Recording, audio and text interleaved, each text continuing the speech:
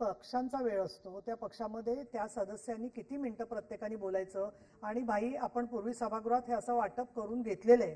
हा काही पहिला प्रसंग नाहीये की ज्याच्यामध्ये तुम्हाला काही जणांना बोलता येत नाही. मला खूप वाईट वाटतंय त्याचं.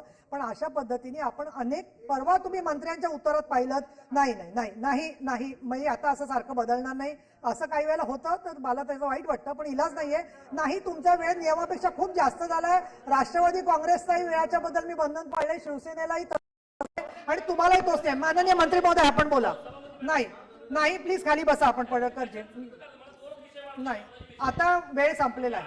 सभापती महोदया, गेले 2 दिवस तुमची शांत राहा. 260 अन्वय प्रस्तावावर बोललाय, अनेक वेळेला बोललाय तुम्ही.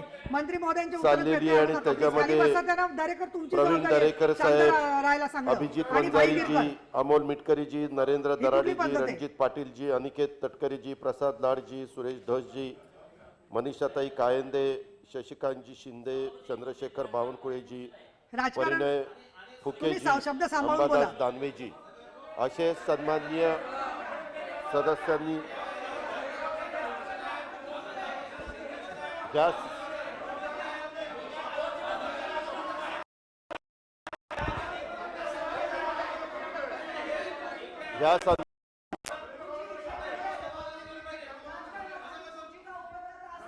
असं उभं राहून बोलले. तुम्ही सांगा काय करायचं.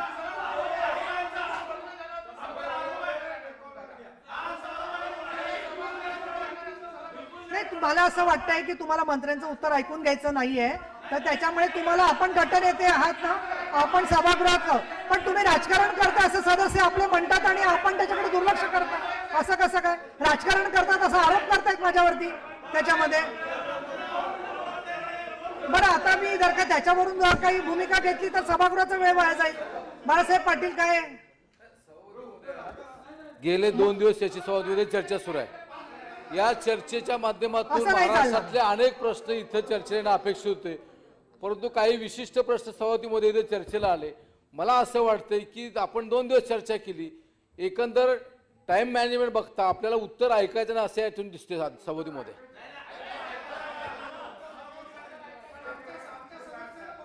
नाही, तुमचे वेळ संपला, दिवसभर तुम्हीच बोलता. आता भाई आम्ही पण 30 वर्ष इथं कामं केली. आता ऐका ना भाई, आता बोलू द्या ना प्लीज. माझी तुम्हाला विनंती आहे, थोडं संयमाने घ्या. तुम्हाला भरपूर वेळ दिलेला आहे पक्षाचा, तुम्ही सभापती महोदय, असं नाही करायचं. सन्माननीय 13 असं काहीतरी जाता जाता बोलायचं बरोबर नाहीये. आपली मतं मांडली आणि त्याच्यामध्ये गडकरांचं स्वतः दुसरी वेळ आहे, हेच करायची.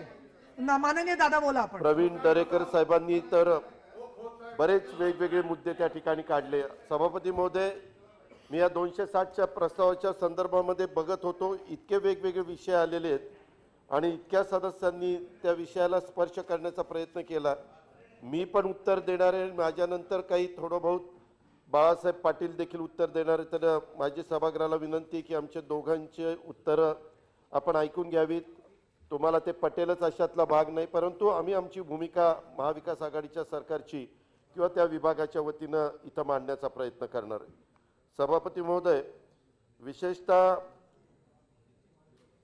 विरोधी पक्ष नेत्यांनी जिल्हा वार्षिक योजनेच्या संदर्भामध्ये कोकण, विदर्भ, मराठवाड्याला कमी निधी दिला. प्रवीण दरेकर साहेब, आपण अनेक वर्ष एकमेकाला ओळखतो.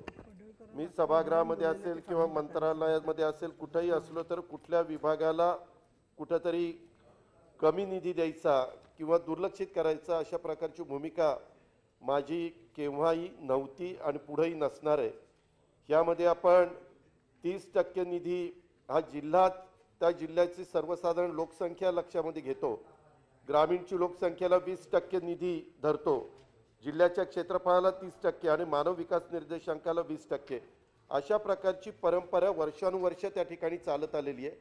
परंतु पूर्वीचा काळ वेगळा होता, आताचा काळ वेगळा आहे. आता उदाहरण जर घ्यायचं म्हटलं तर तुम्ही ज्या मुंबई शहरामध्ये मागे प्रतिनिधित्व करत होता, त्या मुंबई शहराचं जर पॉप्युलेशन बघितलं आणि ठाणे वगैरे परिसराचं बघितलं तर संपूर्ण राज्याच्या लोकसंख्येच्या 25% लोकसंख्या ठाणे आणि मुंबईच्या परिसरामध्ये, मुंबई उपनगरामध्ये आहे. आणि म्हणून सभापती महोदया, यावेळेस मुख्यमंत्र्यांनी आम्ही सगळ्यांनी अशी चर्चा केली की पूर्वीचं सूत्र आहे 30-20 30-20 50 100%चं, त्याच्यामध्ये शहरी भागाला अधिकचे 1,000 कोटी रुपये तिथल्या लोकसंख्येचा विचार करून द्यावेत आणि त्याच्यामध्ये मुंबई शहराला पूर्वीच्या तुलनेमध्ये 250 कोटी जात होते ते आता 315 कोटी रुपये जातात मुंबई शहरामध्ये. उपनगराला 650 कोटी जात होते पण उपनगरामध्ये अनेक आमदार प्रतिनिधित्व करतात. आता नवीन धोरणाप्रमाणे तिथं 849 कोटी रुपये जातात. ठाण्यामध्ये 475 कोटी रुपये जायचे, आता ठाण्याला नवीन सूत्राप्रमाणे 618 कोटी रुपये जातात. अशा पद्धतीनं आपण पालघर, रायगड, रत्नागिरी, सिंधुदुर्ग सगळीकडे निधी दिला. हा इथंच निधी दिला नाही, उपराजधानी म्हणून नागपूरला आपण ॲडिशनलचे 100 कोटी रुपये सभापती महोदया दिले. तसंच औरंगाबाद मराठवाड्याचं प्रवेशद्वार म्हणून तिथं जास्तीचा निधी दिला. म्हणजे विभागाची ठिकाणे जी आहेत, मग त्याच्यामध्ये नाशिक असेल, अमरावती असेल, पुणे असेल, आपलं मुंबई असेल आणि हे 6 वेगवेगळ्या ठिकाणी आपण तिथं अधिकचा निधी द्यायचा प्रयत्न केला. त्याच्यामुळे दरेकर साहेब, मी आपल्याला अतिशय स्पष्टपणे सांगू इच्छितो की कुठेही आपण भेदभाव केला नाही. उलट मराठवाडा विदर्भाला कसा जास्तीचा निधी देता येईल किंवा जिथं लोकसंख्या जास्त आहे तिथं कसा जास्तीचा निधी देता येईल अशाच प्रकारचा प्रयत्न केलेला. दुसरा, तो परिणयजींनी पण आता तो मुद्दा काढला, काही इतर पण सहकारी मित्रांनी तो मुद्दा काढलेला आहे, ते म्हणजे विदर्भ, मराठवाडा आणि उर्वरित महाराष्ट्राच्या विकास मंडळाच्या करता. सभागृहाला एक गोष्ट माहिती असेल की ही ज्या वेळेस अस्तित्वात आली ती साधारण 9 मार्च 1994 रोजीच्या अधिसूचनेनुसार ही विकास मंडळं अस्तित्वात आली आणि त्यावेळेस ठरलेलं होतं की 5 वर्षाच्या करता त्यांना संधी त्या ठिकाणी द्यायची. परंतु 5 वर्ष 99ला संपली, त्यावेळेस आम्हीच सरकारमध्ये होतो, पुन्हा आम्ही तिथं 5 वर्ष वाढवली. 2004ला ती संपली, पुन्हा त्याच्यातनं 1 वर्ष वाढवलं, पुन्हा पुढचं वर्ष वाढवलं, पुन्हा 2006ला 10 पर्यंत केलं, 10ला पुन्हा 1 वर्ष वाढवलं आणि 10 ते 15 पर्यंत झाली. सभापती महोदया, आता मात्र ह्याच्यात वाढ केली नाही. पण मी सभागृहाला ह्या चर्चेच्या माध्यमातून महाराष्ट्रातल्या जनतेलाही सांगू इच्छितो आणि दोन्ही बाजूच्या सदस्यांना सांगू इच्छितो की हे जरी आत्ता पुढं वाढ दिलेली नसली तरी राज्यपाल महोदयांच्या सूत्रानुसार आपल्याला जो मराठवाडा विदर्भाला निधी जातो तो विकास मंडळ असताना राज्यपालांचं निधीचं सूत्र विदर्भामध्ये 23% होतं, मराठवाड्याला 19.25% होतं आणि उर्वरित महाराष्ट्राला 58% होतं. सभापती महोदया, विकास मंडळ नसताना देखील हा प्रश्न खालच्याही सभागृहामध्ये विरोधी पक्षनेते आणि काही सन्माननीय मान्यवरांनी उपस्थित केलेला होता. प्रवीण दरेकर साहेब, विदर्भाला 23%च्या ऐवजी परिणय फुकेजी गेले बाहेर, त्याच्यामध्ये 26% आम्ही दिलेला आहे निधी. म्हणजे आपल्या विकास मंडळ नसताना देखील जास्तीचा निधी दिलाय. मराठवाड्याला 19.25% तो तेवढाच 19.25% दिलाय आणि उर्वरित महाराष्ट्राला 58% होता तो 55% दिलाय. म्हणजे उर्वरित महाराष्ट्रावर उलट 3% निधी कमी गेलेला आहे. त्याच्यावर कुठल्याही परिस्थितीमध्ये ही विकास मंडळाला मुदतवाढ दिली नसली तरी मराठवाडा विदर्भावर अन्याय ह्या सरकारने, महाविकास आघाडीच्या सरकारने किंवा उद्धव ठाकरे साहेबांच्या नेतृत्वाखालच्या सरकारने होऊन दिलेला नाही. हे मला स्पष्टपणे नियोजन खात्याचा मंत्री म्हणून सगळ्यांच्या लक्षामध्ये आणून त्या ठिकाणी द्यायचं आहे. आणि सभापती महोदय, इथून पुढच्या काळामध्ये देखील कुठल्याही परिस्थितीमध्ये उलट आता राज्यपालांनी मान्य केलेले वित्तीय अनुशेष हे 6,588 कोटी रुपयाचं निर्मूलन आपण त्या ठिकाणी केलेलं आहे आणि बाकीचं पण निर्मूलन करण्याचं काम हे आम्हा लोकांचं त्या ठिकाणी चाललेलं आहे. एक गोष्ट खरी आहे, मागं अनेकदा आपण कोकणाकरता स्वतंत्र विकास महामंडळ करावं, विकास मंडळ करावं आणि उर्वरित महाराष्ट्रातनं पश्चिम महाराष्ट्र काढून उत्तर महाराष्ट्राचं एक वेगळं स्वतंत्र विकास मंडळ करावं. तशा पद्धतीनं ठराव आपण वेळोवेळी केलेले आहेत. ही मंडळ स्थापन करण्याचा अधिकार हा पार्लमेंटला आहे. त्याच्यामुळे माझी प्रवीण दरेकरांना, भाई गिरमकरांना सगळ्यांना विनंती आहे की तुम्ही पण प्रयत्न करा, आम्ही पण प्रयत्न करतो आणि त्याच्यातून जर त्यांनी तिथं वर मान्यता दिली तर सरकार कोकणच्या करता आणि उत्तर महाराष्ट्राच्या करता वेगळं मंडळ करण्याच्या बद्दल कुठला नाही, मी निधीच्या बद्दलच सांगितलं. जो राज्याचा निधी आहे त्याच्यामध्ये ते दिलेल्या निधी, एकूण निधी जो दिला तो 23%च्या ऐवजी 26% विदर्भाला दिला 18.75% हा त्यांचा हक्क होता मराठवाड्याचा, तो त्यांना दिला आणि उर्वरित महाराष्ट्राला 58% ऐवजी 55% दिला. हो, कमी दिला. नाही, कोकणाचा कमी झाला नाही. आपण सिंधू रत्न म्हणून रत्नागिरी आणि सिंधुदुर्गच्या बद्दल मला वाटतं 300 कोटीचा कार्यक्रम त्या ठिकाणी दिलेला आहे आणि त्याला वेगळ्या प्रकारचा निधी दिलाय. मी भाई आपल्याला सांगतो, प्रसादजी तुम्हालाही सांगतो, सगळ्यांना कुठल्याही परिस्थितीमध्ये मी नेहमी मंत्रिमंडळामध्ये किंवा कुठेही बोलत असताना ज्या प्रकारे इतर भागाला निधी जातो, वेगवेगळ्या सोयाबीनच्या निमित्तानं, धानाच्या निमित्तानं, ऊसाच्या निमित्तानं, आणखीन अशा वेगवेगळ्या पद्धतीनं, तसं त्या पट्टीमध्ये आमचा सिंधुदुर्ग, रायगड, रत्नागिरी, पालघर, ठाणे ह्या जिल्ह्याला निधी मिळत नाही. त्याच्यामुळे कुठलाही ह्या जिल्ह्याचा प्रस्ताव आला तर त्याच्यामध्ये अर्थमंत्री म्हणून नेहमी माझं झुकतं देण्याचा त्या ठिकाणचा प्रयत्न चालू असतो. आणि तिथं आत्ता पण आम्ही जे काही रेवस्ते, रेड्डी रोड असतील किंवा बाकीच्या संदर्भामध्ये पर्यटनाला चालना देण्याच्या बद्दलचं काम असेल किंवा आता वेगवेगळे बीचेसला मोठ्या पद्धतीनं काही गोष्टी करायच्या, जलवाहतुकीला प्राधान्य द्यायचं आहे, जेटी करायचे आहेत, ह्या सगळ्याचा फायदा नाही म्हटलं तरी कोकण किनारपट्टीलाच होणार आहे. आणि शिवाय इंडस्ट्री आणण्याच्या संदर्भामध्ये देखील आमचे इंडस्ट्री मिनिस्टर सुभाष देसाई साहेब, मुख्यमंत्री, आम्ही सगळेच जण तिथं कशी इंडस्ट्री अधिकची आपल्याला आणता येईल अशाही, आणि ते इंडस्ट्री आणत असताना पर्यावरणाचा पण त्याच्यातनं विचार हा सातत्याने समोर ठेवून पर्यावरणाचं पण कुठं हानी होणार नाही अशा प्रकारची खबरदारी सभापती महोदया आम्ही सगळे त्या ठिकाणी घेत असतो. त्याचबरोबर आज इथं चर्चा करत असताना काही सन्माननीय सदस्यांनी, विशेषतः सुरेश धस आता बाहेर गेलेत, परंतु सुरेश धस, मनीषाताई, शशिकांतजी, चंद्रशेखर बावनकुळे, परिणय फुके, अंबादास दानवे यांनी आपली आपली भूमिका मांडली. बावनकुळे साहेब, मला तुम्हाला सांगायचं, ऊर्जा विभाग तुम्ही पण सांभाळलाय, ऊर्जा विभाग मी पण सांभाळलाय. माझी तर कामाची पद्धत तुम्ही पण अनुभवलेली होती की बाबा मी कधी असं वसुलीच्या बाबतीमध्ये बिलांची वसुली झालीच पाहिजे अशा प्रकारची कडक भूमिका त्या ठिकाणी घ्यायचो.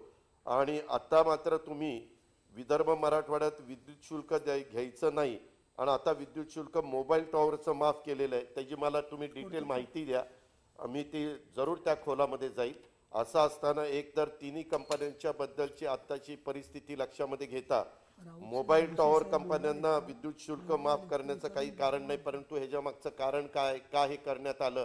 कारण एकीकडे आपण ह्या डिपार्टमेंटला अधिकचा वेगवेगळ्या प्रकारे निधी द्यायचा प्रयत्न करतो आणि जालना कंपनीची सबसिडीच्या एका दिवसात 28 कोटी रुपये दिले, त्याच्या पण डिटेल मला द्या, मी त्याच्या खोलामध्ये जाऊन डिपार्टमेंटलाही विचारेल की नक्की ह्या दोन्ही तिन्हीच्या बद्दलचे तुम्ही जे मुद्दे उपस्थित केले त्याच्याबद्दल काय वस्तुस्थिती आहे, दोन्ही बाजू लक्षामध्ये घेऊन त्याच्यात जर कुठली बाजू बरोबर होत नसेल तर ती दुरुस्त करण्याची निश्चितपणे राज्य सरकारची तयारी राहील. मी स्वतः अर्थमंत्री म्हणून त्याच्यामध्ये लक्ष देईल, याबद्दलची खात्री मी आपल्याला देऊ इच्छितो. तशाच पद्धतीनं सभापती महोदय, ह्याच्यामध्ये वेगवेगळ्या प्रकारे भूमिका मांडत असताना दरेकर साहेब तुम्ही इतके मुद्दे उपस्थित केलेले आहेत की कुठल्या कुठल्या मुद्द्याला न्याय द्यायचा. सभापती महोदय, खरं तर दरेकर साहेबांचे मी भाषण ऐकत होतो, म्हणजे मी त्यावेळेस सभागृहामध्ये नव्हतो, परंतु त्यांनी खूप मोठं भाषण केलं. अर्थात तो त्यांचा अधिकार आहे, ते विरोधी पक्ष नेते आहेत आणि त्यांनी आरोप पण खूप केले. त्यांचं जर त्यावेळेसचं भाषण मी बघितलं तर आम्हा सगळ्यांना काल तुम्ही त्या दिवशी फारच तापलेले वाटला, फारच पेटलेलं वाटला. सभागृहामध्ये एवढं तापलेलं पेटलेलं मी दरेकर साहेबांना कधी बघितलेलं नव्हतं. मी या सभागृहामध्ये गडकरी साहेबांचंही कामकाज बघितलंय, विनोद तावडे साहेबांचं पण कामकाज त्या ठिकाणी बघितलेलं आहे, परंतु तुमचं ते सगळं एकंदरीत रागरंग बघून दरेकर साहब को गुस्सा क्यों आता है असं पद्धतीनं आम्हाला वाटायला लागलं. परंतु त्यालाही काही कारणं असू शकतात, ती तुम्हाला स्वतःला खास माहिती आहे. त्यामुळं मला एवढंच सांगायचं, दरेकर साहेब आम्ही लोक सहकारातनं पुढे आलेला मी कार्यकर्ता. मी 1991 साली पुणे जिल्हा मध्यवर्ती सहकारी बँकेचा पहिल्यांदा चेअरमन झालो. नंतर मला त्या भागातल्या लोकांनी खासदार केलं आणि मग नंतर मी खासदारकीचा 6 महिन्यात राजीनामा देऊन राज्य मंत्रिमंडळामध्ये आलो. त्याच्यामुळे सहकार मी फार जवळनं बघितलेला. इथं आमचे सहकार मंत्री बाळासाहेब असतील किंवा अनेक जण सहकारातनं पुढे आलेले. आणि सहकारात स्वर्गीय यशवंतराव चव्हाण, वसंतराव नाईक ह्या सगळ्यांनी आणि नंतरच्या काळामध्ये पवार साहेबांनी पण सहकाराला कशा पद्धतीनं नेहमी ताकद देण्याचं काम केलेलं आहे हे उभ्या महाराष्ट्राने पाहिलेलं आहे. आता त्याच्यातली त्या काळातली पिढी तसं बघितलं तर राहिली नाही. विशेषतः कोल्हे असतील, काळे असतील, विखे असतील, ही सगळी लोक आपल्याला सोडून गेलेली आहेत. मात्र त्यांची दुसरी पिढी, तिसरी पिढी, चौथी पिढी, काही ठिकाणी त्याच घरातली चौथी पिढी देखील तिथं काम करते. आता सभापती महोदय निलय नाईक आलेले आहेत. आज त्यांचा वाढदिवस. मी आपल्या सगळ्यांच्या वतीनं निलय नाईकांना वाढदिवसाच्या खूप खूप हार्दिक शुभेच्छा देतो.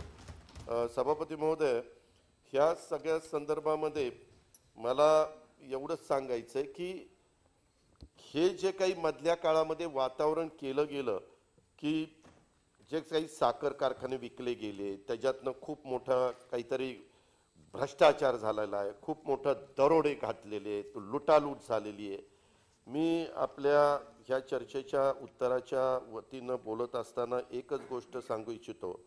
सभापती महोदय, ज्या मुंबई जिल्हा मध्यवर्ती सहकारी बँकेचे चेअरमन प्रवीण दरेकर साहेब, आपण बरेच वर्ष होता, आता मला वाटतं सिद्धार्थ कांबळे तिथं चेअरमन आहेत, मागं पण अनेकांनी तिथं चेअरमन म्हणून काम केलं.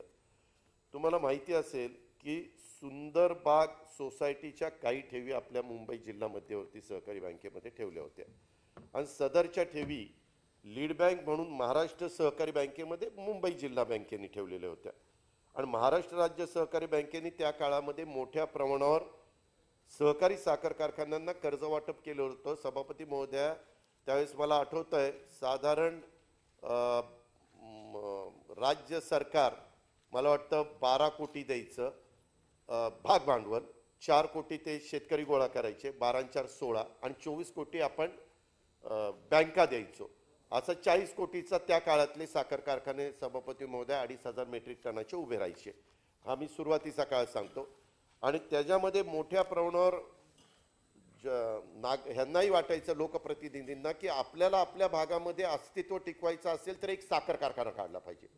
साखर कारखाना काढल्यानंतर काही माणसं कामाला लावता येतात, एक मोठ्या प्रमाणावर तिथे आर्थिक सुबत्ता आणता येते आणि त्याच्यातून शिक्षण संस्था उभ्या करता येतात. बरंच काही करायचं म्हटलं चांगल्या पद्धतीनं तर करता येतं. त्याचा अनुभव गेले 60 वर्ष महाराष्ट्रात वेगवेगळ्या भागात चांगले चाललेले कारखाने, चांगलं चाललेलं नेतृत्व ते करतंय आणि तसं आपल्याही भागामध्ये व्हावं असं साहजिकच ज्या भागात कारखानदारी नाहीये पण ऊस आहे अशाही भागातल्या लोकांना वाटतं. हे सगळं ज्यावेळेस मोठ्या सहकारी साखर कारखान्याचं कर्ज वाटप राज्य सहकारी बँक करत होती त्यावेळेस ते वसूल करण्याकरता सुंदरबाग कोऑपरेटिव्ह सोसायटीनं उच्च न्यायालय येथे जनहित याचिका क्रमांक 67/2007 मध्ये दाखल केली सभापती महोदय. आणि त्या अनुषंगाने उच्च न्यायालयाने महाराष्ट्र राज्य सहकारी म्हणजे MSC बँकेनं जरंडेश्वर सहकारी साखर कारखान्याच्या लिलावा संदर्भात कारवाई करावी असे आदेश दिले. प्रवीण दरेकर साहेब, मी अतिशय जबाबदारीनं सांगतो की हे आदेश MSC बँकेने दिलेले नाही. ह्याच्यामध्ये ही सुंदरबाग सोसायटी गेलेली होती त्यावेळेस आपल्या मुंबई उच्च न्यायालयाने हे आदेश दिले की हे कारखान्यांना संधी द्या, हे पैसे देत नसतील तर हे सिक्युरिटायझेशन ॲक्ट खाली काढा. उच्च न्यायालयाच्या आदेशानुसार जरंडेश्वर सहकारी साखर कारखाना लिमिटेड यांनी उच्च न्यायालयाच्या नोटीस ऑफ मोशनला क्रमांक 181/2010 दाखल केलं. सदर नोटीस ऑफ मोशनच्या अनुषंगाने माननीय उच्च न्यायालयाने 15/4/2010 आणि 20/4/2010 अन्वये जरंडेश्वर सहकारी साखर कारखाना यांनी MSC बँकेकडे अर्ज करून त्यांनी अर्ज केला आणि 3 महिन्याच्या आत रक्कम अदा करण्याचे निर्देश दिले आणि कारखान्याने अशी रक्कम अदा न केल्यास बँकेकडून सदर कारखान्याचा ताबा घेण्याबाबत निर्देश दिल्यानुसार 30/4/2010 अन्वये बँकेने ताबा घेतला. 30/4/2010 त्याच्या आधी प्रवीण दरेकर साहेब तो कारखाना त्यावेळेसची मॅनेजमेंट ही चालवत होती. शालिनीताई पाटील ह्या सभागृहाच्या पण त्या सदस्य होत्या. परंतु दुर्दैवाने त्यांना तो नीट चालवता आला नाही. त्या काळामध्ये आम्ही पण मनापासून मदत करत होतो, परंतु ते काही बाहेर निघायला तयार नव्हता कारखाना. त्याच्यानंतर एक झुंझुनवाला म्हणून व्यक्ती आहे, मला वाटतं त्यावेळेसचे नेते गोपीनाथ मुंडे साहेबांनी त्याला रिक्वेस्ट केली आणि तो चालवायला त्यांनी घेतला. झुंझुनवाल्याला तिथं नुकसान झालं. नंतर स्नेहा शुगर म्हणून सांगलीची कोण पार्टी आहे त्यांनी चालवायला घेतला, स्नेहालाही नुकसान झालं. त्याच्यानंतर विनय कोरे आपल्याच वारणेचे प्रमुख त्यांनी चालवायला घेतला, त्यांनाही त्याच्यामध्ये नुकसान आलं. म्हणजे स्वतः शालिनीताईंना तो कारखान्याचं नुकसान येतच होतं, परंतु नंतर ह्यांना त्यांनीच चालवायला दिलं. त्याच्यात राज्य सरकारने भाग घेतलेला नव्हता, मॅनेजमेंटनीच दिलेला होता, पण कुणालाही तो नीट चालवता आला नाही. आणि त्याच्यानंतरच्या काळामध्ये पुन्हा 30/4/2010 बँकेने ताबा घेतल्यावर उच्च न्यायालयाच्या निर्देशानुसार कारखान्याला सदर रक्कम अदा करण्याबाबत संधी देण्यात आली. पुन्हा त्यानुसार कारखान्याने घेतलेल्या बैठकीत 18 कोटी रकमेचा प्रस्ताव बँकेसमोर ठेवला, परंतु बँकेने मात्र तो नाकारला. ते म्हणले 18 कोटी रुपयामध्ये आम्ही तुम्हाला कारखाना कसा द्यायचा. आणि त्याच्यानंतर पुन्हा 15/6/2010 रोजी घेतलेल्या बैठकीमध्ये 26 कोटी 50 लाख रुपये रकमेचा प्रस्ताव बँकेकडनं दिला. पण बँक म्हटली की बाबा एकंदरीत थकबाकी 98 कोटी रुपये, आम्ही ते वन टाइम सेटलमेंट वगैरे करायचं म्हटलं तर इतक्या कमी रकमेमध्ये करू शकत नाही. त्याच्यामुळे उच्च न्यायालयाच्या जनहित याचिकेच्या निर्णयानुसार सिक्युरिटायझेशन ऍक्ट कायदा 2002 नुसार कारखान्याचा ताबा घेऊन वसुली करण्याबाबत MSC बँकेकडनं निर्णय घेण्यात आला. सभापती महोदया, मला पूर्णपणे मी तुमचं भाषण ऐकायला दरेकर साहेब नव्हतो, परंतु तुम्ही बोलत असताना असं सांगितलं की हे मुद्दाम लुटालूट केली, मुद्दाम दरोडे त्या ठिकाणी टाकले. वास्तविक आम्ही लोक पण शेतकरी आहोत, त्याच्यावर शेतकऱ्यांच्या मुळावर कधीच उठणार नाही. ही कारखानदारी टिकावी, चांगली चालावी, हीच आमच्या सगळ्यांची भावना आहे. जरंडेश्वर सहकारी साखर कारखान्याने MSC बँकेकडनं सिक्युरिटायझेशन कायदा 2002 अंतर्गत होणाऱ्या लिलावाच्या विरुद्ध रीट याचिका क्रमांक 9236/2009 अन्वये आव्हान देऊन लिलावाला स्थगिती देण्याबाबत विनंती केली. सदर याचिका उच्च न्यायालयाने निकाली काढली नाही. सांग, तुम्ही होता बोर्डात, पण तदनंतर बँकेच्या सिक्युरिटायझेशन कायदा 2002 नुसार होणाऱ्या लिलावाविरुद्ध कारखान्याने सर्वोच्च न्यायालयात दाखल केलेली SLP क्रमांक 15,310/2010 सर्वोच्च न्यायालयाने पण फेटाळली. म्हणजे फक्त हायकोर्टात झालं नाही, तिथं सुप्रीम कोर्टामध्ये देखील तिथं फेटाळली. आणि त्यानुसार MSC बँकेने लिलावाची कार्यपद्धती अंतिम केली. बँकेच्या संचालक मंडळाच्या 12/10/2010 बँकेमध्ये निविदा उघडण्यात आली आणि त्याच्यामध्ये ती गुरु कम्युनिटीज प्रायव्हेट लिमिटेड यांची निविदा सर्वात जास्त म्हणजे 65 कोटी 75 लाख रुपये निघाली. दरेकर साहेब इथं स्वतः राजारामप्पू पाटील जे म्हणजे सहकारी साखर कारखान्याचे प्रमुख बसलेले आहेत, त्यांच्या नेतृत्वाखाली तिथं चालतं. त्यांनी टेंडर भरलं होतं, त्याच्यामध्ये दौंड शुगरनी टेंडर भरलेलं होतं, त्याच्यामध्ये विनय कोरेंनी टेंडर भरलेलं होतं. त्याच्यात इतक्या वेगवेगळ्या कारखान्यांनी, काहीतरी कर्नाटकच्या पण काही लोक पार्टीज आलेल्या होत्या, त्यांनी टेंडर भरलेलं होतं, बऱ्याच जणांनी टेंडर भरलेलं होतं. परंतु त्याच्यात हायेस्ट टेंडर हे 65 कोटी चं आल्यामुळं ह्यांना 65 कोटी 75 लाखाला ते टेंडर फायनल केलं गेलं. आणि ह्याच्यात नाही 65 कोटी नाही बघ ते ठीक आहे, जे काही असेल माझ्याकडे आता आकडा आहे तो 65 कोटी 75 लाखाचा आहे. पण तू त्यावेळेस बोर्डामध्ये स्वतः जयंत पाटील साहेब पण होते, त्याच्यामुळे सहसा आपण सभागृहामध्ये एखाद्या सन्माननीय सदस्यांनी माहिती दिली ॲडिशनलची ती ग्राह्य मानतो, तर ती तशी पण असू शकेल त्यांच्या सांगण्यावरून. अशा पद्धतीनं ते सगळं झालं आणि तो कारखाना त्या बाबतीमध्ये गुरु कम्युनिटीने चालवायला घेतला. ह्याच्यामध्ये पहिल्यांदा दिवाणीचं झालं, नंतर फौजदारी झालं, नंतर DRT झालं. फौजदारीच्या संदर्भामध्ये देखील कोरेगाव इथे एक मॅटर होती, त्याच्यानंतर तिथं ती पुन्हा त्याच्यात तर JMFC कोर्टाने कलम 120(ब), 201, 409, 418, 420, 427, 465 आणि कलम 471 सह भारतीय दंड संविधानाच्या कलम 34 नुसार आदेश पारित केले. तदनंतर MSC बँकेने अतिरिक्त सत्र न्यायालय सातारा येथे क्रिमिनल रिव्हिजन 108/2011 अन्वये JMFC न्यायालय कोरेगाव यांच्या आदेशाला स्थगिती देण्याबाबत रिव्हिजन अर्ज दाखल केला आणि त्याच्यानंतर सातारा बँक सत्र न्यायाधीश सातारा यांनी बँकेचा अर्ज मान्य करून भारतीय दंड संविधान 202 अन्वये या प्रकरणी सखोल चौकशी करण्याचे निर्देश देऊन JMFC न्यायालय कोरेगाव यांच्या आदेशास स्थगिती दिली. तसेच अंतिम निकालामध्ये सदर बँकेने केलेली कारवाई ही सरफेसी कायद्यान्वये केलेली असून सदर बँकेची कारवाई योग्य असल्याचे नमूद केले. सत्र न्यायाधीश सातारा यांच्या उपरोक्त आदेशानुसार विरुद्ध जरंडेश्वर सहकारी साखर कारखाना यांनी उच्च न्यायालय मुंबई येथे क्रिमिनल रिट पिटिशन क्रमांक 3657/2012 3563/2012 अन्वये दाखल केलेली याचिका उच्च न्यायालयाने 10/4/2013 रोजी फेटाळली.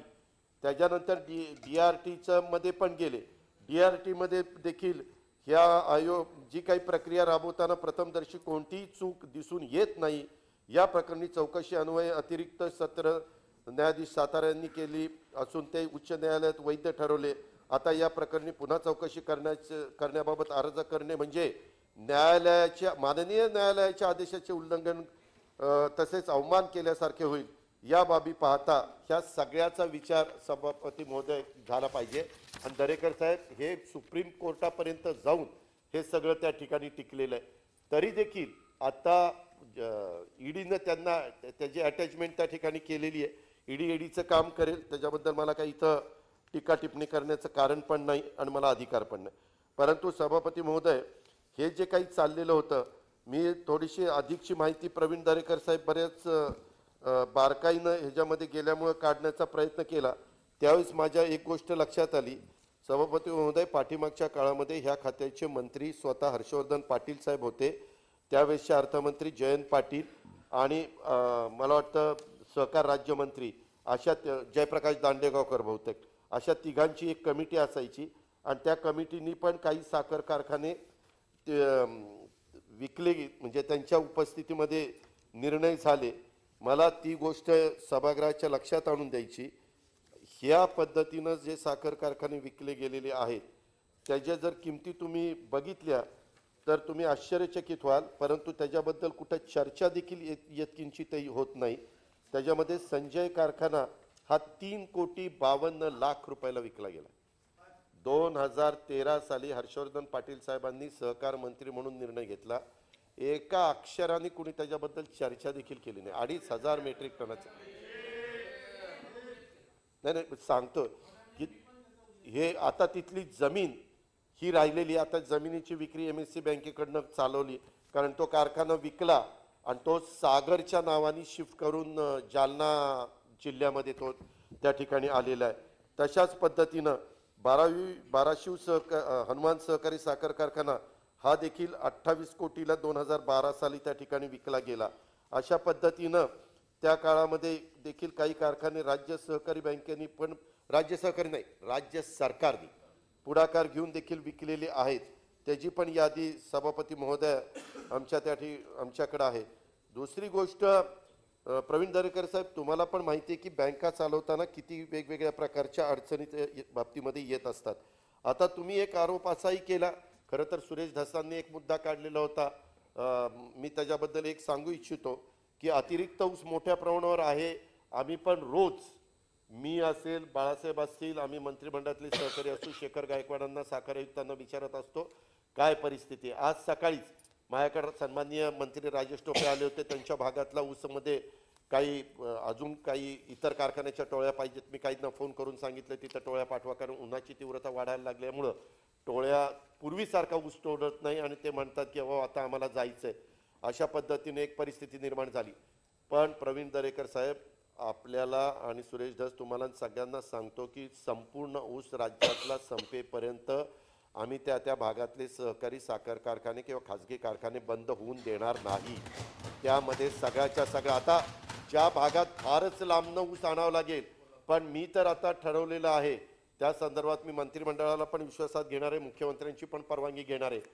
जर यदा कदाचित मेच्या पुढं काही कारखाने जायला लागले त्यावेळेस रिकव्हरी जर ढासळली तर मागच्या काळामध्ये मला आता सरकार कोणाचं विलासराव देशमुख साहेबांच्या नेतृत्वाखालचं सरकार होतं त्यावेळेस आम्ही रिकव्हरी लॉस आणि ट्रान्सपोर्ट सबसिडी अशी त्या ठिकाणी दिलेली होती, पण ती आत्ता आम्ही देणार नाही. जे शेवटी म्हणजे तो विचार आम्ही करू, कारण ऊस शिल्लक राहिला तर हजारो कोटी रुपये शेतकऱ्यांना नुकसान भरपाई त्या ठिकाणी द्यावी लागेल. आणि यंदा आत्ताच्याच तारखेपर्यंत दरवर्षी क्रशिंग होतं त्याच्यापेक्षा जास्तीचं क्रशिंग झालेलं आहे. आणि ह्याच्या पुढं अजून काही कारखाने एप्रिल पूर्ण चालणार आहे, मे पूर्ण चालणार आहे. ह्यांच्याच भागातले कारखाने मला वाटतं 15 मे पर्यंत चालतील अशा प्रकारची, म्हणजे कृष्णा सह्याद्री तिकडच्या भागातले सगळे कारखाने, इव्हन राजारामबापू कारखाना हा पण जास्त काळ चालेल अशा प्रकारचा प्रयत्न सभापती महोदय आमचा त्या ठिकाणी चाललेला आहे. आणि हा प्रयत्न चालू असताना आम्ही मंत्रिमंडळातले पण अनेक जण सहकारी साखर कारखान्याशी संबंधित असल्यामुळं आम्हाला त्याच्यातली फार बारकाईनं त्या ठिकाणी माहिती आहे. त्याच्यामुळं कधी ऊस उत्पादक शेतकऱ्याचं नुकसान होणार नाही अशा प्रकारची खबरदारी आम्ही सगळेजण त्या ठिकाणी घेऊ. दुसरी गोष्ट सभापती महोदय, मला एक गोष्ट लक्षात आणून द्यायची की बाबा हे कारखाने काही जाणीवपूर्वक आपण विक्रीला काढले नाही. प्रवीण दरेकर साहेब इथं आता सदाभाऊ खोत नाहीयेत, माझी आपल्याला विनंती आहे, आज देखील भाडे तत्वावर देण्याच्या करता 11 कारखाने शिल्लक आहेत. ज्याला कुणाला पाहिजे, प्रसाद लाडजी आपल्याला जर इंटरेस्ट असेल तर आपल्याला सांगा. जानकर साहेब सध्या तुमच्याकडे दुर्लक्ष झालेले दुसरे मित्र जवळ आल्यामुळं त्याच्यामुळे तुम्हाला एखादा कारखाना चालवायला घ्यायचा असेल त्याच्यामध्ये तुम्ही त्या ठिकाणी घ्या, ह्याच्यातला गमतीचा भाग जाऊ द्या. परंतु आज खरोखरीच गंगापूर सहकारी साखर कारखाना गंगापूर, विनायक सहकारी साखर कारखाना वैजापूर, शिवाजीराव पाटील निलंगे सहकारी साखर कारखाना लातूर, गजानन सहकारी साखर कारखाना बीड, महेश कडा सहकारी साखर कारखाना कडा म्हणजे तो आपला हा आहे का आष्टीचा, पाजराकांत सहकारी साखर कारखाना साक्री, जय जवान सहकारी साखर कारखाना चाकूर, यशवंत सहकारी साखर कारखाना थेऊर, स्वर्गीय बापूराव देशमुख सहकारी साखर कारखाना वर्धा हिंगणघाट, जय किसान सहकारी साखर कारखाना दारवा बोदेगाव आणि दत्त असे हे कारखाने आज पण चालवायला नाही. एक मिनिट सभागृहाने ऐका आणि माझं सभागृहाच्या माध्यमातून राज्यातल्या जनतेला सांगायचं, कारखाने चालवायला घ्यायला 25 वर्षाकरता चालवायला देतात. कारखाना किती जुना आहे त्याच्यावर ठरतं भाई. त्याच्यामध्ये 50 लाखापासून देखील कारखाना चालवायला देतात. जर कारखाना 1250 टनाचा असले तर 50 लाख पहिल्या वर्षी, नंतर 1 कोटी, नंतर 1.5 कोटी, नंतर 2 कोटी, आणि पोतं तयार झालं की टॅगिंग लावतात 100 रुपये. म्हणजे त्यांनी जर 3 लाख पोती तयार केली तर 100 म्हणजे 3 कोटी रुपये त्यांना भरावे लागतात. अशा पद्धतीनं कारखाने चालवायला मिळतात. आजही आपल्याकडं आहे. काही जण 25,000 कोटीचा घोटाळा, 10,000 कोटीचा घोटाळा, आकडे तर असे काढतात की आकडा ऐकला की निम्मा माणूस बेजार झाला पाहिजे. याला काहीतरी आहे म्हणजे आता कुठंतरी आमच्यावर यायला लागलं की काहीतरी थोडस तुमच्यावर येणारच ना. हे आहेच ना, मनुष्य स्वभाव आहे. वास्तविक तुम्हालाही ह्याच्यामधली वस्तुस्थिती माहिती आहे. तुम्ही काय बोलला की काही कारखाने तर 15 कोटीला घेतलेत. आता 15 कोटीला कुठले कारखाने घेतलेत मी त्यांची नावं घेत नाही. आज ते राष्ट्रीय पातळीवर अतिशय चांगलं काम करतात. त्यांचे तीन कारखाने आहेत, परंतु उत्तम पद्धतीने ते चालवतात. पण ते म्हणतात माझ्या आयुष्यात सगळ्यात मोठी चूक कुठली केली असेल तर मी कारखाने चालवायला घेतले. आज स्पष्टपणे ते बोलतात. ती त्यांची भूमिका ते कुठं लपवत नाही. परंतु सभापती महोदया, हे कारखाने घेतल्यानंतर प्रवीण दरेकर साहेब म्हणले की एखादा कारखाना 65-70 कोटीला घेतला आणि 500 कोटी 600 कोटी रुपये कर्ज दिलं. मी आपल्याला सांगतो, इथं जयंतराव आहेत, इथं बाळासाहेब आहेत, त्यांना विचारा, जर तुम्ही 5 लाख पोती तयार केली तर एका पोत्यावर 3200-3300 प्रमाणे 90% रक्कम तुम्ही प्लेजवर देता, म्हणजे साधारण 3,000 रुपये. सभापती महोदय, 5 लाख पोती तयार केली की 150 कोटी रुपये बँक ते मॉर्गेज पोती घेते आणि देतेच. ह्याच्यात कारण नसताना एक समज असा आहे, अरे ह्याने 15 कोटीत कारखाना घेतला आणि ह्याला 150 कोटी कसे दिले. आता तर इथं मी 25 लाख पोत्याचं काढलंय. एक कारखाना तुम्ही ज्याचे आरोप केले तो यंदा 25 लाख पोती तयार करेल. म्हणजे 25-75 750 कोटी रुपये त्यांना प्लेजवर मिळणार आहेत बावनकुळे साहेब. रितसर, काही चुकीचं नाही, कारण तेवढा माल त्यांनी बँकेकडे मॉर्गेज करून ठेवलेला आहे. पोतं विकलं की पहिले पैसे बँकेला जाणार आणि नंतर ते नाही, प्लेजवर देताना आपण कशाला देतो? शेतकऱ्याचे पैसे देण्याच्या करता प्लेजवर पैसे देतो. तोडणी वाहतूक, नंतर शेतकरी आणि साखर कारखान्यामध्ये कामगार असतात त्यांच्याकरता, HNT करता, या करता सभापती महोदय आपण देतो. त्याच्यामध्ये चुकीचं काही नाही. परंतु आताच्या काळामध्ये जसं मी मगाशी सांगितलं की काही कारखाने राज्य सरकारने विकले, त्याच्याबद्दलची चर्चा नाही. त्याच्यामध्ये काही कारखाने विकत घेतले परंतु ते बंद आहेत. इथं सन्माननीय रणजितसिंह मोहिते पाटील बसलेले आहेत, त्यांना विचारा. रणजित, शंकर सहकारी साखर कारखान्याच्या बाबतीमध्ये आपण कितीदा प्रयत्न केला, मनापासून प्रयत्न केला. आम्ही ते करत असताना कधी दुजाभाव करत नाही. आता PDCC बँकेचं तुम्ही काढलं, आज राज्यामध्ये 2च बँका चांगल्या म्हणजे नावाजलेल्या बँका म्हणून ओळखल्या जातात. एक सातारा जिल्हा मध्यवर्ती सहकारी बँक आणि एक पुणे जिल्हा मध्यवर्ती सहकारी बँक. त्यांच्या ठेवी म्हणा, त्यांचे डिपॉझिट आणि त्यांचं एकंदरीत बाकीच्या सगळ्या गोष्टी त्या जर बघितल्या, तुम्ही ह्याचा मुद्दा काढलेला होता, त्याच्या संदर्भामध्ये एक गोष्ट सांगू इच्छितो की आज देखील राज्य सहकारी, मी मगाशी यादी सांगितली, त्याच्या व्यतिरिक्त परवा सहकार मंत्र्यांनी मीटिंग घेतली आणि किसनवीर सहकारी साखर कारखाना आज 52,000 सभासद आहे, अजूनही चालू नाही. खंडाळा चालू नाही, प्रतापगड चालू नाही. ते प्रयत्न करतायत. ते दिल्लीमध्ये देखील वरिष्ठांना भेटले आणि त्याच्यातनं कर्ज कसं मिळेल ते प्रयत्न करतायत. परंतु दुर्दैवाने हे सगळे कारखाने आज अडचणीत आलेले आहेत. आज हे नवीन काही कारखाने निघाले नसते तर अक्षरशः दयनीय अवस्था सुरेश दस झाली असती, तुम्हालाही मान्य करावं लागेल. आणि प्रवीण दरेकर साहेब, आपल्या आणि सभागृहाला सांगायचंय, ज्या वेळेस विलासराव देशमुख मुख्यमंत्री असताना पहिल्या टर्मलाच त्यांनी आम्हाला सगळ्यांना सांगितलं, अर्थमंत्री जयंत पाटील साहेब होते, की इथून पुढं आता भाग भांडवल देऊन आपण सहकारी साखर कारखाने द्यायचे नाही. ज्याला जेवढा काही महाराष्ट्राची रिक्वायरमेंट होती ती आता फुलफिल झाली. इथून पुढं कारखाने द्यायचे म्हटलं तर खाजगी तत्वावर ज्यांना काढायचे असतील त्यांनी काढा, राज्य सरकार 1 रुपया देणार नाही. काही कारखान्याच्या बाबतीत तर हे सुरेश धस बसलेत ना समोर, ते जबाबदार आहेत कुणाकुणाला कारखाने द्यायला, आहे का नाही जबाबदार? ही वस्तुस्थिती आहे. त्यांनी मला एकदा कुठं तरी फोन केला आणि सांगितलं, दादा असं असं आहे. म्हणजे कुठेही पारदर्शकता नाही, असं झालेलंच नाही.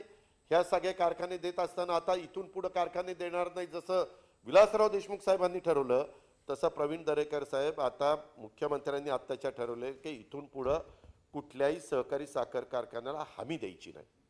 त्यांनी स्पष्ट सांगितलं, तुम्हाला आता तुमच्या ताकदीवर कारखाने चालवावे लागतील. पहिल्यांदा काहीतरी 5 कारखान्याला दिली का आपण, 5 कारखान्याला. त्याच्यामध्ये राजगड सहकारी, भारत बालकेंचा एक कारखाना होता, धनंजय म्हाडकांचा एक कारखाना होता, कल्याण काळेंचा एक कारखाना होता आणि एक कारखाना आता लक्षात नाही, पण 5-6 कारखान्यांना आपण दिलं, कुठंही काही म्हणजे भेदभाव न करता. त्याच्यामध्ये कल्याण काळे त्यावेळेस तुमच्याकडे होते, त्याच्यामध्ये धनंजय महाडिक आजही तुमच्याकडे आहेत, म्हणजे कसा भेदभाव आपण त्या ठिकाणी केला नाही. अशा पद्धतीनं सभापती महोदय आपण तिथं काम करतोय आणि राज्य सरकार पण ही कारखानदारी पण चालावी, परंतु ते प्रत्येक बाबतीमध्ये राज्य सरकारवरच अवलंबून राहू नये अशा प्रकारची भूमिका ही मुख्यमंत्र्यांनी घेतलेली आहे. आम्हाला थोडी ती पचवायला थोडं जड गेलं, परंतु आम्ही पण मग शेवटी सगळ्यांना सांगितलं की बाबा आता तुम्हाला तुमच्या स्वतःच्या ताकदीवरच इथून पुढच्या काळामध्ये पुढे जावं लागेल. आता त्या ठिकाणी तुम्ही आमच्यावर अवलंबून त्या ठिकाणी राहू नका अशा प्रकारची भूमिका सभापती महोदय आम्ही त्या ठिकाणी स्वीकारलेली आहे. दुसरी गोष्ट, जसं मी मगाशी तुम्हाला काही कारखाने वाचून दाखवले तशाच पद्धतीनं काही कारखान्यांच्या किमती म्हणजे व्हॅल्युएशन, तुम्ही जरंडेश्वरचं सांगत होता फार, त्याच्यावर जरंडेश्वरचं व्हॅल्युएशन, जरंडेश्वर 39 कोटी 77 लाख रुपये झालेलं होतं. कारखाना गेला 65 कोटी 75 लाख रुपयाला. त्याच्या संदर्भातले अशाच प्रकारे आणि त्याच्या उलट यवतमाळचा कारखाना शंकर 22 कोटी 27 लाख व्हॅल्युएशन झालं, परंतु 19 कोटी 25 लाखाला गेला. त्याच्यानंतर राम गणेश गडकरी 26 कोटीचा कारखाना व्हॅल्युएशनचा 13 कोटीला गेला. कारण विदर्भामध्ये सहसा कोणी कारखाने चालवायला पुढे येत नाही, कारण ऊस नाहीये तिथं. वैनगंगा सहकारी कारखाना 14 कोटी 8 लाखाचा 14 कोटी 10 लाखाला त्या ठिकाणी घेण्यात आला. अशा पद्धतीनं सगळी लिस्ट आहे, खूप मोठी लिस्ट आहे. पण कुठलेही कारखाने कमी पैशामध्ये विदर्भाचे सोडून इतर भागातले कमी पैशाने गेले नाही, उलट ते जास्तीच्याच पैशाने कारखाने गेले. आणि प्रवीण दरेकर, मला एक सांगा, ह्याच्यामध्ये आपण एवढी ह्याच्या संदर्भातली चर्चा करतो, ज्या साखर कारखाने ज्या बँकेने त्या ठिकाणी विकायचं काम केलं, त्या बँकेला काही बाबतीमध्ये ह्यांनी हायकोर्टाने सांगितलेलं होतं, सगळ्या कारखाने विकायला हायकोर्टाने सांगितलं नव्हतं. आपल्या फक्त सुंदरबन सोसायटी, आपल्या तुमच्या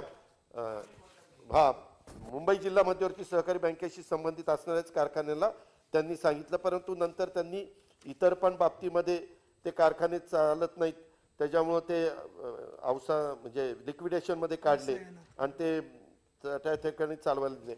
दरेकरजी, तुम्हाला एक दुसरं सांगतो, फक्त आपण तर म्हणजे महाराष्ट्रातल्या शेतकऱ्यांनी चालवायला घेतले तर गोष्ट वेगळी, परंतु रयत सहकारी साखर कारखाना, उदयसिंग गायकवाड सहकारी साखर कारखाना, इंदिरा म्हणून एक कोल्हापूरचा सहकारी साखर कारखाना, ते आत्नी शुगर कर्नाटकचे आमदार आहेत, भाजपचे तिथे आमदार आहेत. ठीक आहे, कुठल्या पक्षात असा होतो त्यांचा अधिकार आहे, पण हे तिन्ही कारखाने आज ते चालवत आहेत.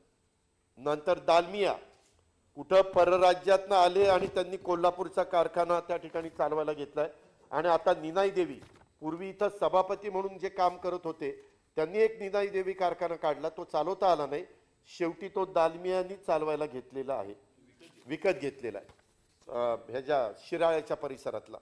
त्याच्यानंतर मी मगाशीच तुम्हाला सांगितलं 50 लाख 1 कोटी 2 कोटी 3 कोटी त्या कारखान्याची एकंदरीत कॅपॅसिटी बघून वर्षाला तेवढी रक्कम द्यावी लागते, टनाला 100 रुपये बँकेला द्यावे लागतात. अशा पद्धतीनं हे कारखाने चालवायला मिळू शकतात. तरी माझं आजही म्हणणं आहे की अजून कुणाला पाहिजे असेल, हाऊस असेल, तर जरूर त्यांनी कारखाने चालवायला घ्यावेत. एक मिनिट मंत्री महोदय, वेळ वाढवते मी आपली उत्तरं मंत्री महोदयांची, आणि राईट टू रिप्लाय होईपर्यंत वेळ वाढवते. सभापती महोदय, ह्याच्यामध्ये मला एक गोष्ट सांगायची की तुम्ही पुणे जिल्हा मध्यवर्ती सहकारी बँकेचं बरंच काढलं, माझ्याकडे ते सगळं रिपोर्ट आहे, कारण मी सुरुवातीला त्या बँकेचा 7 वर्ष चेअरमन त्या ठिकाणी होतो. पण आता साधारण 11,500 कोटीच्या तिथं ठेवी आहेत, लोन 8,000 कोटीचं दिले गेलेलं आहे, आणि NPA 4.82 आहे, नेट NPA -6 आहे, -6, म्हणजे 600 ते 650 कोटी ज्यादा प्रोव्हिजन प्रवीण दरेकर साहेब त्या पुणे जिल्हा मध्यवर्ती सहकारी बँकेने केलेली आहे. आणि भीमा सहकारी साखर कारखाना जो राहुल कुलांच्या नेतृत्वाखाली चालतो, त्याचे 113 कोटी रुपये मुद्दल आणि 62 कोटी व्याज आहे. आम्ही भेदभाव करत नाही, राहुल जरी तिथं चेअरमन असले तरी त्यांनाही आम्ही निधी दिला. राजगड सहकारी साखर कारखाना आमच्या संग्राम थोपटेंच्या नेतृत्वाखाली चालतो, त्यांचे 9 कोटी आणि 8.5 कोटी व्याज अशी रक्कम त्याच्यामध्ये आहे. बाकीचं कुणाचंही थकीत नाही, सगळ्यांचे व्यवस्थित रिपेमेंट त्या ठिकाणी चाललेलं आहे. आणि यंदाच्या वर्षी मी अंदाज घेतला तर ढोबळ नफा 260 कोटी रुपये होईल आणि निव्वळ नफा 70 कोटी रुपये होईल. अशा प्रकारचे 31 मार्चपर्यंत आकडे त्या ठिकाणी येतील. पण अशा प्रकारची परिस्थिती आहे. तीच अंदाज मी MSC बँकेच्या बाबतीमध्ये घेतला. MSC बँकेचा ढोबळ नफा हा 700 कोटी रुपये होईल आणि नेट नफा हा 400 कोटी रुपये 31 मार्चपर्यंत होईल. दरेकरजी, जर हे जसे बाकीचे लोक बँका बुडून गेले, परदेशात निघून, कोण विजय मल्ल्या घ्या, नीरव मोदी घ्या, आणि कोण कोण कोण कोण अक्षरशः आपल्या बँका संपवल्या, तसं आज आपली MSC बँक अतिशय मजबूत बँक आहे. हे कुणालाही मान्यच करावं लागेल. त्याच्या संदर्भामध्ये तुम्ही ज्या PDCC बँकेचा उल्लेख केला, PDCC बँकेमध्ये आत्ताच संचालक बोर्ड जवळपास एकतर्फी एका विचाराचंच निवडून आलेलं आहे आणि ती पण बँक चांगली आहे. मी नेहमी सहकार मंत्र्यांना सांगत असतो की बँका कोण चालवतोय हे बघू नका, त्याचा पक्ष बघू नका. जर तो चुकीचा असेल तर तो सत्ताधारी पक्षाचा असू द्यात किंवा विरोधी पक्षाचा असू द्यात, त्याच्याबद्दलची ॲक्शन घ्यायला तुम्ही मागं पुढं बघू नका. आणि तशा पद्धतीनं आपण केलेलं पण आहे. अनेक सहकारी साखर कारखान्यांच्या इन्क्वायऱ्या चालू आहे, त्याला कुठल्याही परिस्थितीत आपण स्थगिती दिलेली नाही. त्याच्या संदर्भामध्ये नाशिक जिल्हा बँकेमध्ये देखील तिथं तर सर्व पक्षीयच चालायचं, पण तिथं आता आपण प्रशासक दिलेला आहे आणि ती बँक आता हळूहळू सुधारती. सोलापूर जिल्हा मध्यवर्ती सहकारी बँक रणजितजी तिथं देखील आज प्रशासक आहे आणि पूर्वीच्या तुलनेत बँक सुधारतीये. उलट बँक सुधारते म्हणून आम्ही तिथं इलेक्शन लावत नाही. का तर इलेक्शन लावल्यानंतर काय निकाल लागणार आहे ते तुम्हाला माहिती आहे. माळशिरसमधनं कोण निवडून येणार आणि माढ्यातनं कोण निवडून येणार, कारण तिथं संस्था त्यांच्याबरोबर आहेत, त्याच्यावर दुसरं कोणी येऊच शकत नाही. पण जोपर्यंत पूर्णपणे ती आजारातनं बाहेर पडत नाही तोपर्यंत तिथं काही होऊन द्यायचं नाही, अशा प्रकारची भूमिका सभापती महोदय आम्ही सरकार म्हणून त्या ठिकाणी स्वीकारलेली आहे. आणि तुम्हाला सगळ्यांना सहकार मंत्री म्हणून बाळासाहेबांचाही स्वभाव माहिती आहे की ते एकाला एक न्याय दुसऱ्याला दुसरा न्याय अशा पद्धतीनं ते करूच शकत नाही. आणि दुसरी एक गोष्ट मला प्रवीण दरेकरजी आपल्या लक्षात आणून द्यायची, काही काही कारखाने काहींनी घेतलेत परंतु त्यांना तिथं चालवताही आले नाही, कारण तिथं ऊस नाही. काही कारखाने ठराविक लोकांनी घेतलेत परंतु चालवायला दुसऱ्याला दिले. जसं तुम्ही काय तर जरंडेश्वरच्या बाबतीमध्ये म्हणाला, तो पहिल्यांदा बीव्हीजीने त्याची कंपनी काढली होती. बीव्हीजीला खाजगीत विचारा, तो म्हणेल की मी माझी कंपनी, त्याची पत्नी, त्याचे पार्टनर, त्याची पत्नी असे ते सगळ्यांनी मिळून काढली होती. त्यांनाही चालवायला घेतल्यानंतर तोटा आला आणि आताच्या मॅनेजमेंटनी 2,500 टनाचा कारखाना 12,500 टनाचा केला. तेव्हा कुठं आता तिथं परिस्थिती जरा बदलतीये. अजून कर्ज आहे फक्त त्याचं रिपेमेंट मात्र व्यवस्थितपणे त्या ठिकाणी चाललेलं आहे. अशा प्रकारे सभापती महोदय ह्या सगळ्या गोष्टी चालू आहेत. उलट राज्यातले इतर पण सहकारी साखर कारखाने किंवा खाजगी कारखाने व्यवस्थितपणे कसे चालतील याबद्दलचा प्रयत्न सभापती महोदय आम्ही त्या ठिकाणी करतो. आणि त्याच्यात मी आज ह्या चर्चेला उत्तर देत असताना सभागृहाच्या एक गोष्ट लक्षात आणून देऊ इच्छितो की ह्याच्यात आम्ही कुठल्याही परिस्थितीत भेदभाव करणार नाही.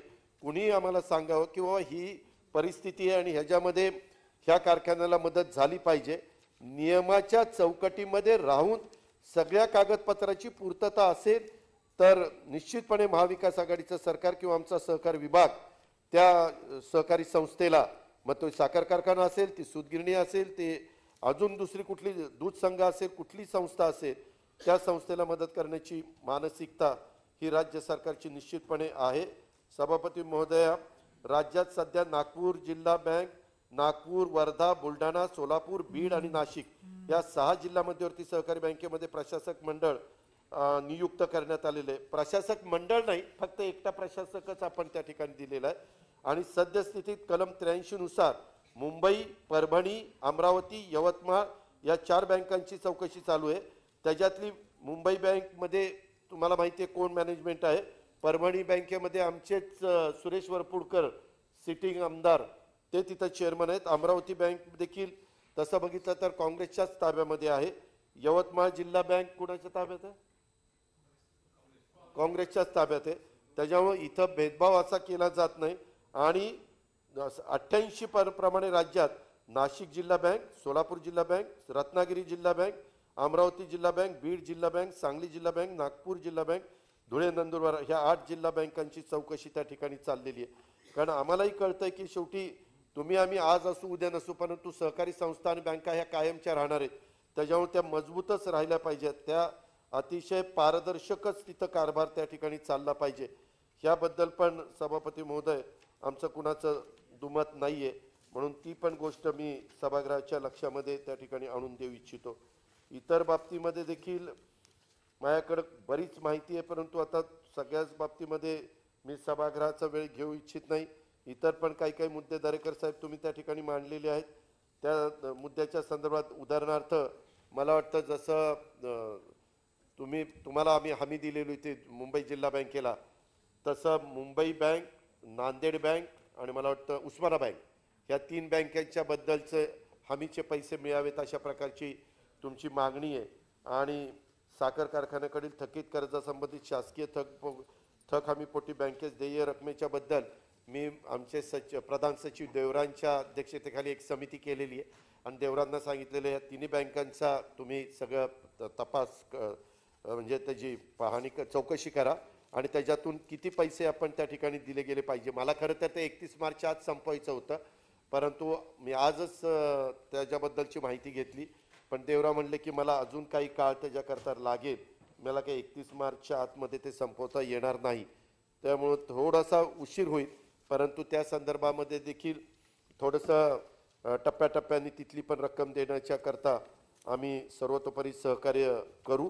माझी एवढंच आपल्याला सगळ्यांना सांगणं आहे की मधल्या काळामध्ये ह्या सहकारी साखर कारखान्यामध्ये प्रचंड भ्रष्टाचार झालाय, प्रचंड भ्रष्टाचार झालाय, काहीतरी चुकीचं झालंय वगैरे वगैरे जे काही आरोप केले जात आहेत. आज देखील साखर कारखाना म्हणजे स्टीलचा भाव तर 90,000 झालेला आहे टनाला, तरी देखील अजूनही काही कारखाने चालवण्याच्या करता कुणी पुढे येत नाही. कारण कारखाना चालवायचं म्हटलं तरी इतकं म्हणजे अडचणी असतात आणि त्याला सगळ्याला तोंड देणं आणि त्याच्यात FRP तर इतकी मिळालीच पाहिजे, ते पैसे द्यावेच लागतात, त्याच्यामध्ये टाळाटाळ करून चालत नाही. आता FRPच्या बद्दल थोडासा एक वेगळा निर्णय घेतला, त्याच्यामध्ये काही लोकांचा विरोध आहे. परंतु गेल्या वर्षीची रिकव्हरी जर एखाद्या कारखान्यांची 11% असेल तर यंदाचा भाव 11%नी FRP द्यायचं हे जरा चुकीचं धोरण आहे. जर त्यांचं यंदा 12% तिथं रिकव्हरी निघाली तर 11%चे पैसे 12% वाल्यांना का द्यायचे, हा भेदभाव आहे.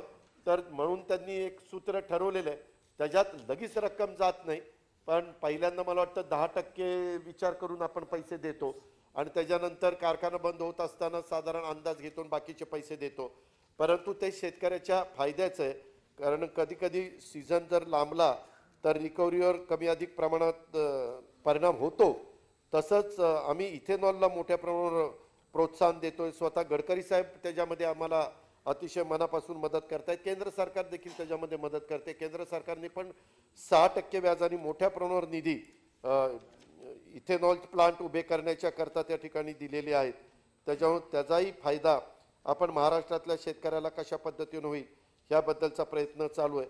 मला सभागृहाच्या एक गोष्ट लक्षात आणून द्यायची की यंदाच्या वर्षी आपण एवढी मोठ्या प्रमाणावर साखर एक्सपोर्ट केलेली आहे की देशाच्या इतिहासामध्ये एवढी साखर आतापर्यंत एक्सपोर्ट झालेली नव्हती. उलट अजून देखील साखर एक्सपोर्ट करण्याच्या करता आपला प्रयत्न आहे आणि त्याच्यात केंद्राचं सर्वतोपरी सहकार्य आहे.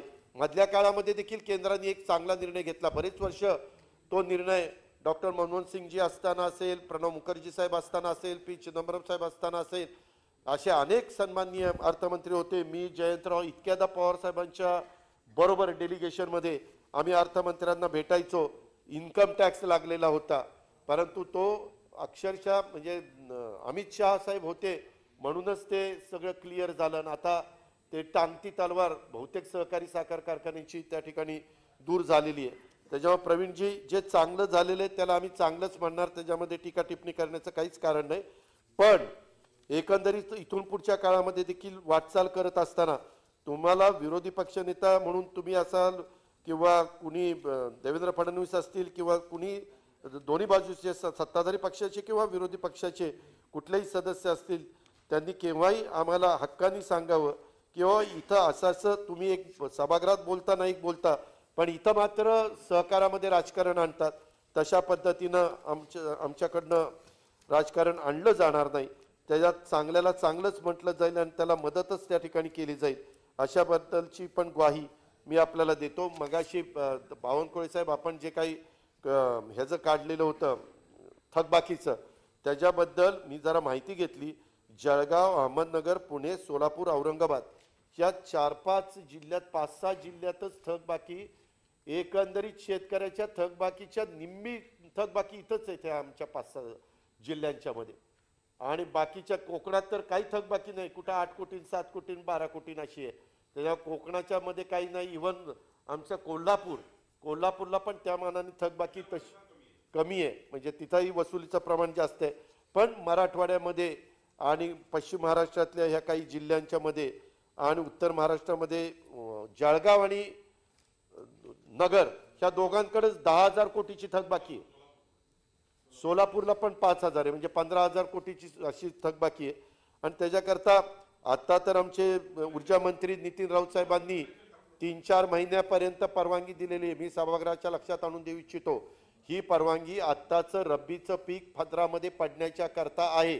कारण पीक जळायला लागले आणि लाईट बंद म्हणून ती सवलत महाविकास आघाडीच्या सरकारने दिलेली आहे. पण एकदा वसुली पीक निघाल्यानंतर मात्र त्यांना चालू बाकी ही द्यावी लागेल. त्यांनी व्याज माफ केलेलं आहे, दंडव्याज माफ केलेलं आहे. आता कुठल्याही प्रकारची त्याच्यामध्ये हे राहिलेली नाहीये, बाकीची सवलत राहिली नाही. हे काय मी आत्ताच सांगितलं, अहमदनगर 5,036 कोटी, त्याच्यानंतर बीडला पण सुरेश दास आपला पण नंबर चांगला आहे, 2,230 कोटी, औरंगाबादला 2,664 कोटी, जळगावला पण 3,346 कोटी, नाशिक 3,000 कोटी, पुणे 3,3100 कोटी, अशा सोलापूर 5,000. रणजित आपलं तर काय 5,000 हायगेच नाही.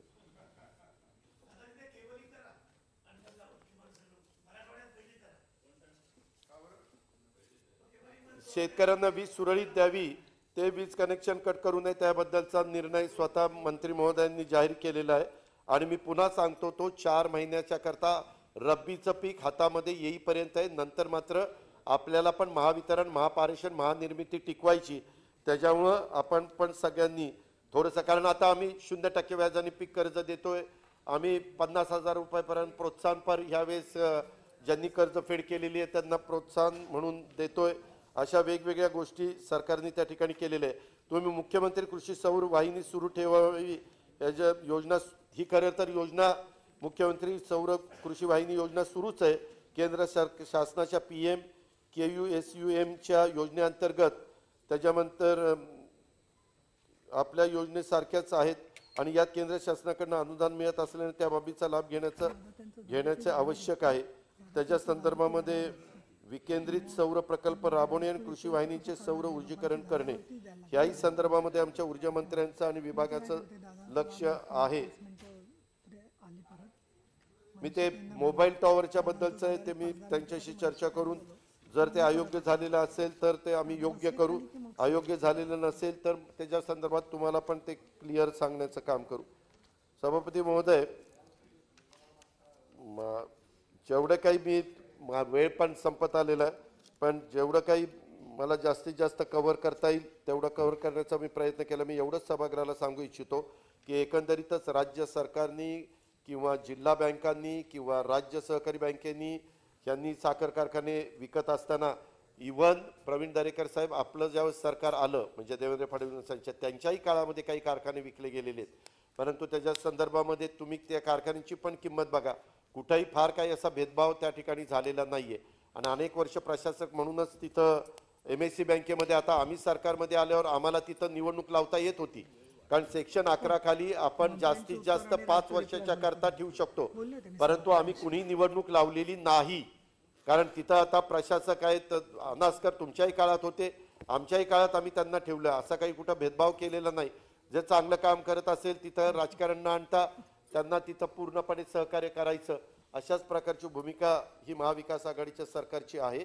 आणि पुढेही सगळ्यांना बरोबर घेऊन जाण्याचा प्रयत्न, कारण सहकाराचा मूळ उद्देशच तो आहे आणि तोच उद्देश कसा सफल करता येईल याकरता आम्ही सगळेजण उद्धव ठाकरे साहेबांच्या नेतृत्वाखाली कटिबद्ध आहोत, अशा प्रकारचा विश्वास मी सभागृहाला देतो आणि माझे 2 शब्द संपवतो.